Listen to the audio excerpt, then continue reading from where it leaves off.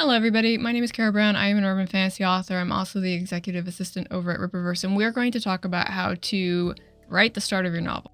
I wanted to do this video because in the last couple of weeks when I've been looking over some manuscripts, both for friends and newbies and stuff like that, I keep running into the same issue, or rather the same trend or strangeness. I don't know how you want to define it, but it's along the lines of the fact that within the first 300 words, I don't have the scene, I don't have characters, I don't have a lot of things that are going on. And so what I would like to do in today's little video is I want to talk about the first 300 words of your manuscript, what you should be doing within it, and I'm going to give you a couple of examples that you can follow.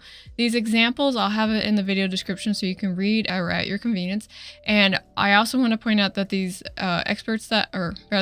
these samples that I'm reading are on the internet. They're open for anybody, so I'm not stealing anybody's stuff.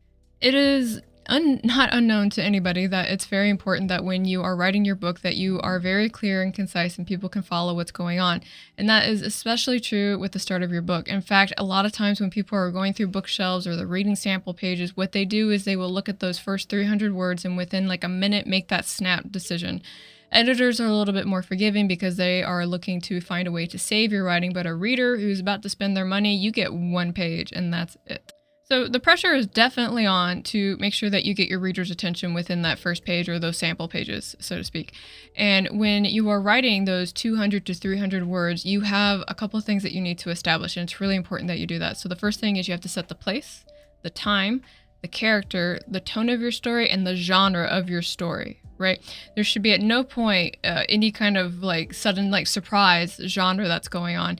And one bad example that I can give is that I was reading a cowboy story, and for the longest time, it was nothing but cowboys, and then suddenly vampires showed up, right? I had to go read the book blurb to confirm if there were vampires or not, and it was kind of alluded that something mysterious was happening, but the mysteriousness could have been really anything, and definitely didn't make me think of vampires, and I returned that book so quick. One rebuttal that I have gotten when I try to explain to individuals about how to set the scene and draw your reader and things like that is that I want to be mysterious and I want my readers to ask questions. And there is the difference between promoting intrigue and being, well, obnoxious. I know when individuals are first writing a story, they want to be kind of elusive and they don't want to just like spill things out. And they think that by being vague and sprinkling in like little descriptions about what's going on that they're being very witty, and that's really not it. The one thing that you have to account for is that your reader is not here to do work when they are reading your book. They're there to be entertained. So the more work that you put onto them to make them understand your story, the least likely they are to like enjoy it. And it's one thing when you're doing kind of like a murder mystery and the reader's trying to figure out who did it and stuff like that, that's okay. But when you are setting a scene and somebody can't tell if they're in a forest or on a street because you're trying to depict that your character is going through some kind of like traumatic syndrome and all of that, like no, like you have to make it at least as clear as possible for your reader about what's going on so that way they can follow along with you. Now, one little side note that I want to add on there that I think is really worth bringing up at this point is that if you're going to write about something that you haven't experienced or gone through, go do your research on it. And the reason I say that is because it's really clear, at least to me, and it's going to be definitely clear to your readers, if you write about something and you're not doing it correctly. For example, like one of my friends who actually works in, an actual CSI department, he loses his fucking mind every time he watches the CSI shows because they're so off point. And I love listening to him rant about it, about like, oh man, I wish I could get stuff in 24 hours. I'm usually on a 6-month waiting list, things like that. If you're writing about a character who might be going through like PTSD, or you're writing a farmer romance or anything else like that, go take the time to actually go and find out what's going on with those particular topics, areas of life, whatever you want to call them, and get some research done on that, because if you don't do that, readers will just rip your throat out. And you can be upset with me if I give you that feedback all you want, but readers are going to give you a 1-star review. They're going to call you a whole bunch of names and your book's not going to sell, and you're going to go down as the person that just decided to write things that you don't know about and do it incorrectly. And really, that's a bad look. So don't do that. Do your research. Speaking of research, I am actually going to go ahead and read a couple of these opening passages of these books that I was talking about. Again, these are open. You can find them either on sample pages on Kindle or you can find them on the author website. So I'm not taking anything. I'm just giving you guys some good examples. So we'll go ahead and start with my favorite, Jim Butcher. All right, I'm going to look over here because that's where the words are, so you'll have to excuse me. The mailman walked towards my office half an hour earlier than usual. He didn't sound right. His footsteps fell more heavily, jauntily, and he whistled. A new guy. He whistled his way to my office door and then fell silent for a moment. Then he laughed. Then he knocked. I winced. My mail comes through the mail slot unless it's registered. I get a really limited selection of registered mail, and it's never good news. I got up out of my office chair and opened the door. The new mailman looked like a basketball with arms and legs and sunburned, balding head, and he stood chuckling and reading the sign on my glass door. He glanced at me and hooked a thumb towards the office glass. You're kidding, right? I read the sign, people change it occasionally, and shook my head. No, I'm serious. Can I have my mail, please? So, like parties, shows, stuff like that? He looked past me as though expecting to see a white tiger or possibly a skimpily clad assistant prancing around my one-room office. I sighed, not in the mood to get mocked again, and reached for the mail he held in his hand. No, not like that. I don't do parties. He held on to it, his head tilted curiously. So what, like a kind of fortune teller, cards, crystal balls, and things? No, I told him. I'm not psychic. I tugged at the mail. He held on to it. What are you then? What's the sign on the door say? It says Harry Dresden, wizard. That's me, I confirmed. So within that opening, we got both the setting, right? We know that we're in a slightly modern time frame. We're in an office building. We're with a guy named Harry, right? We can also get a feel for Harry's personality as he responds to the mailman. And we can also tell that there's a little bit of urban fantasy going on because he's a wizard, right? So that's actually less than 300 words. I think that's like maybe 210. I'm not going to count it right now. But that's one example. Let's find another one. So the next example I'm going to use is actually going to be Tress of the Emerald Sea by Brandon Sanderson. You may have heard of it. And I'm just going to read the first page, right? So, in the middle of the ocean, there was a girl who lived upon a rock. This was not an ocean like one you have imagined, nor was the rock like one that you have imagined. The girl, however, might be as you imagined, assuming you imagined her as a thoughtful, soft-spoken, and overly fond of collecting cups. Men often described the girl as having hair the color of wheat. Others called it the honey of caramel and occasionally the color of honey. The girl wondered why men so often use food to describe women's features. There was a hunger in such men that was best avoided. In her estimation, light brown was sufficiently descriptive, though the hue of her hair was not its most interesting trait. That would be her hair's unruliness. Each morning she heroically tamed it with a brush and comb, then muzzled it with a ribbon and a tight braid. Yet some strands always found a way to escape and would wave free in the wind, eagerly greeting everyone who passed by. The girl had been given the misfortune of the name of Gloof upon her birth. Don't judge, it was a family name. So this story has a fairy tale theme to it a little bit, with the way that it's worded and how it kind of leads you along into describing the heroine of this story. And it talks about how there's an ocean not like an ocean, or how things may be as you once imagined but not quite imagined. So the first thing that I know is that we're on a rock in an ocean, and probably not an Earth-like setting. Otherwise we would have gone ahead and done that. And that ends up proving to be true. But I want you to also to notice that the tone and the way that the wording is done within the story, and how it kind of like effortlessly like goes from the start to the end of that first page, right? It's very easy to read, it's easy to follow, and it is intriguing. And, you know, because it's so easy to read, I have to assume that was very hard to write. So the last example that we're going to talk about is going to be Hounded by Kevin Hearn. This is a book series that broke my heart at the end.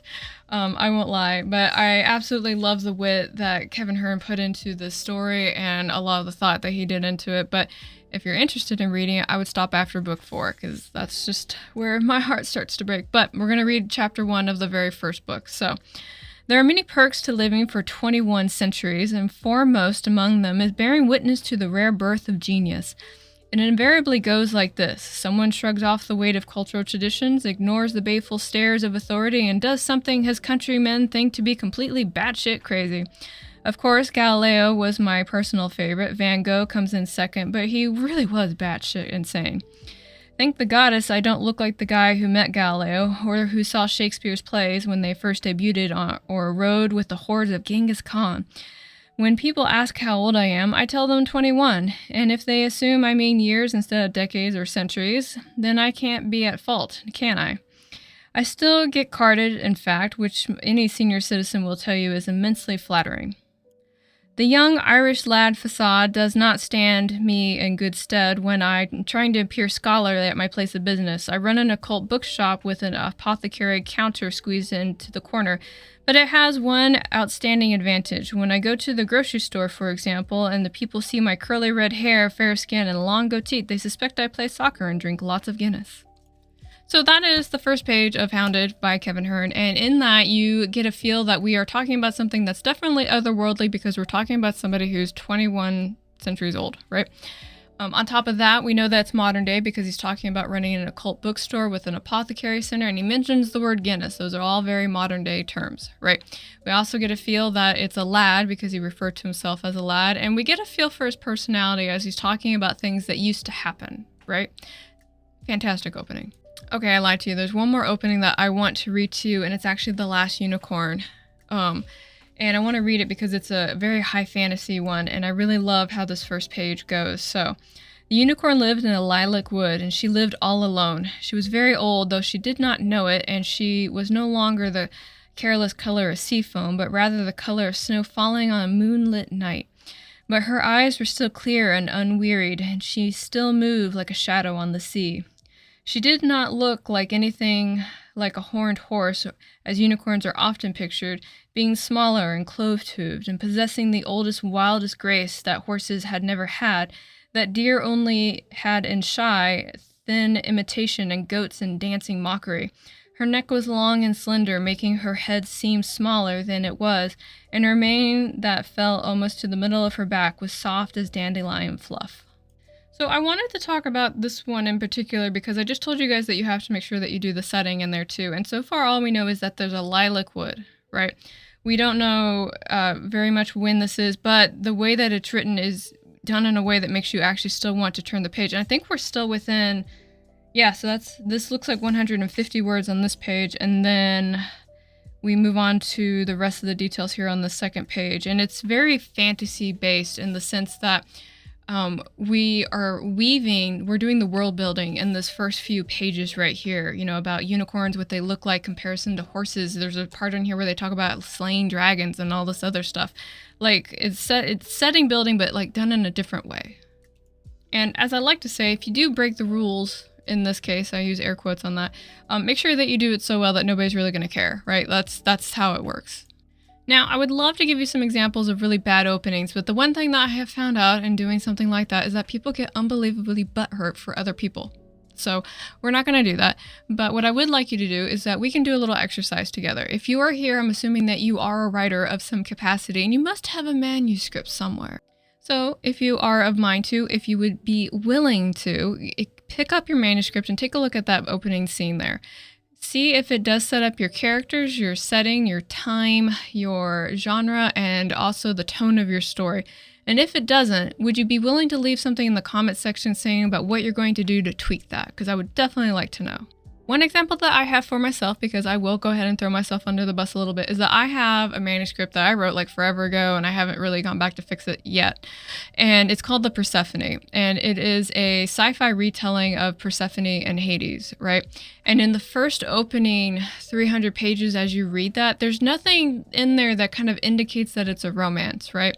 And my intention on writing it was to make it a romance. So as I go back and rewrite it, I have to make sure that that little subtle undertone is in there because it's definitely not present. Because every time I've asked somebody to read it, they get surprised that it's a romance novel. But that's going to be me. I really appreciate y'all coming and listening to me talk about this topic for a little bit. If you know somebody that might want to also glean some insight from this video, please feel free to send it to them, or you can just send them to my channel. I accept both options there. If you would like to support me, I've got some links down below, donations, buy my books, review my books, tell people about my book, something like that. My goal this coming month is to actually sell one book. So if you could help me sell that one book, I would be beyond appreciative. And that's going to be me for the day. Thank y'all. And y'all have a good one. I'll talk to y'all again real soon. Bye.